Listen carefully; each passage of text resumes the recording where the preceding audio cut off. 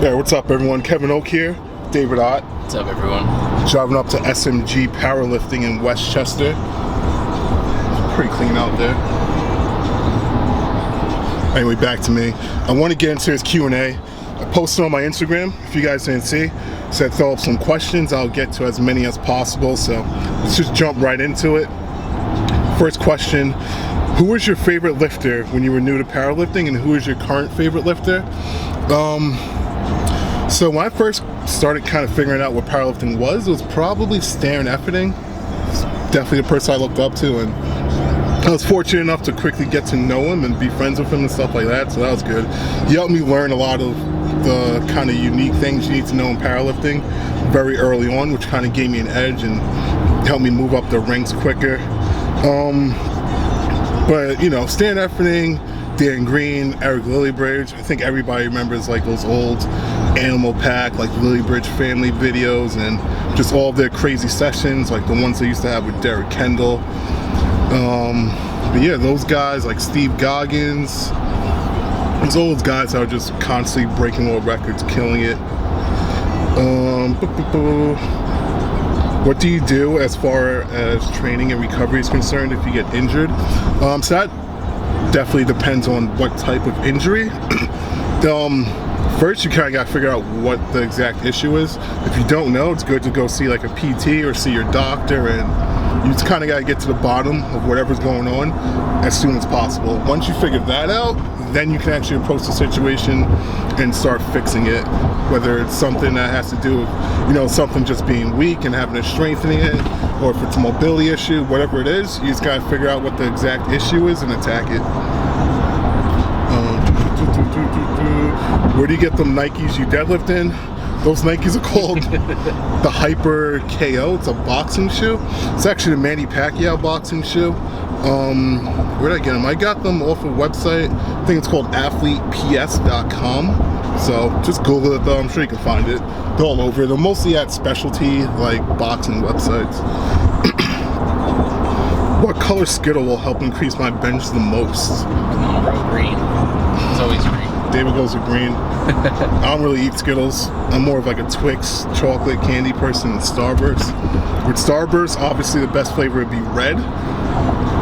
Of course, if you get the Favor Reds pack, that makes it a little more difficult, in which case you should just eat 4 at a time so you can get each flavor. Why do you do some movements seated as opposed to standing like good mornings? Well, specifically with the seated good mornings, I do them. It just puts me in a much better position leverage-wise. When I do standing good mornings, I feel like it just puts my lower back in a terrible position, and it's too hard to do it effectively with a good amount of weight. With seated good mornings, I can do it in a position where I'm in a good position leverage-wise, and I don't feel like I'm risking my lower back too much, while I can still, you know, actually train at par with an effective amount of weight. Any cycle advice, or when would be a good time to start using gear for powerlifting? Should you get to a certain strength level before using gear? Yeah, I'm not gonna snitch myself out on YouTube, so sorry guys. You have to go to like Boston Lloyd or one of those guys. Cardio before or after training for weight loss? Doesn't really matter. You just don't want to do cardio near weight training. So most people typically will do their cardio either first thing in the morning or they'll do it last thing at night. But the key is just not to do it close to when you're actually doing your weight training during the day. If you got to train with any other pro powerlifter in the world, who would it be and why? I mean, I've been fortunate enough to train with a lot of people. Like I've trained with Milanichev, I've trained with Dan Green. You know, I've definitely trained with some legit people. I've trained with Stan Efferding. So, not including those guys, I'd probably say it would be cool to have like Ed Cohn, I guess, pace me through one of his old workouts and when he was on top. That would probably be cool. I mean, I know he did. I think he trains somewhat similar to how I do, with like a power building style where he's going heavy on the main lifts and then doing a lot of accessory lifts in a bodybuilder way. So it would be good to have him kind of just pace me through one of his old workouts. Krispy Kremes or Dunkin Donuts?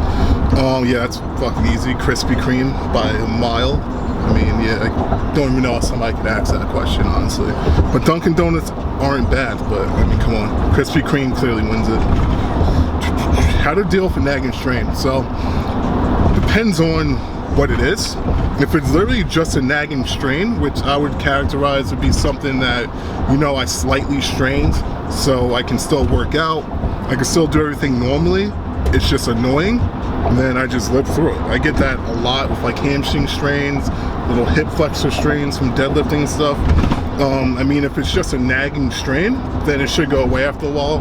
You just have to warm up, you know, obviously be careful, warm up a little more, maybe a couple more warm-up sets. But if it's just a nagging strain and not an actual injury, I just work through it. If it's an actual injury, that's a different story. What do you think about Smith machine squats? Just kidding. How many grams of carbs do you use per training day? What the fuck, right? It's so retarded. How many grams of carbs do you use per training day? All the carbs. All the carbs. A lot. I carb up pretty fucking hard. I forgot, I counted it once, and literally just around my workout, it was like 300 to 400 grams of carbs. Like literally just from pre-workout to post-workout. So not including breakfast, not including dinner, it was like 300 to 400 carbs. But I'm a carb guy, so I'm fortunate enough that I still stay pretty lean on high carbs. But yeah, I carb up pretty damn good for workouts, I'd have to say. Why powerlifting and not going on with sprinting?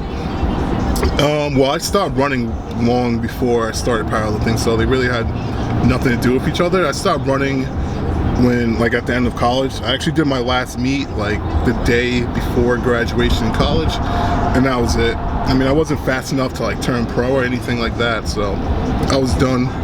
After a while, I was doing weight training, just hitting the gym. I was in New York City, so it's kind of the only thing you can really do to stay active. It's easy. You just run in the gym real quick, hit some weights, go back to doing your thing. So that's probably what drew me to powerlifting and kind of just the powerlifting bodybuilding world.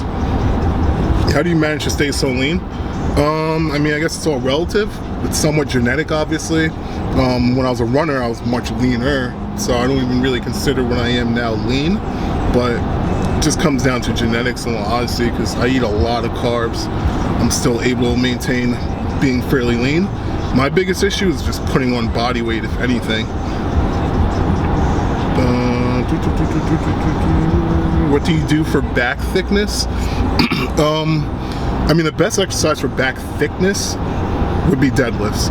Any type of deadlift, whether it's block pulls, pulling from the floor, whether it's rack pulls, deadlifts and squats are going to build your back thickness more than anything.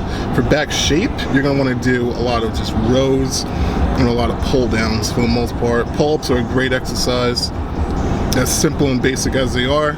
Whenever you can get a couple good, you know, high rep sets of pull-ups, it's always good. How do you stay injury free? I don't. I'm pretty much injured. I'm pretty much injured every fucking week.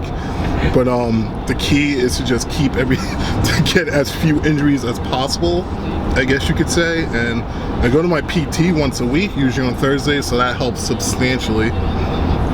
But yeah, the key is just, I mean, I warm up really well. I stretch before and after workouts. I do mobility, so you're gonna get hurt. The key is to just keep it to a minimum and to do as much as you can to stay healthy.